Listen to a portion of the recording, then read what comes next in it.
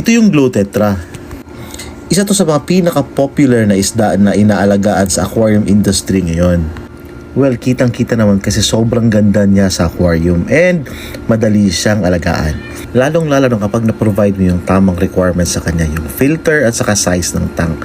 So yung filter ng tank na to is a trickle filter. Tapos yung size ng tank niya is around 36 inches by 18 by 18 inches. So around 50 gallons. Kaya kahit medyo overcrowded yung aquarium na is okay na okay lang kasi maganda yung filtration niya. And na-maintain nito ang clarity ng water.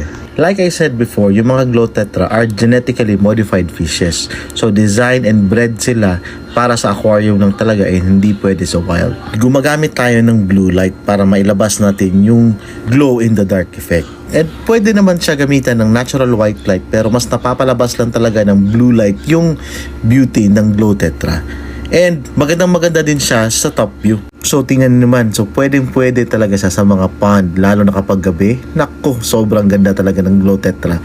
Marami din namang colors yung available yung Glow Tetra. Meron tayong around 7 to 8 colors na available.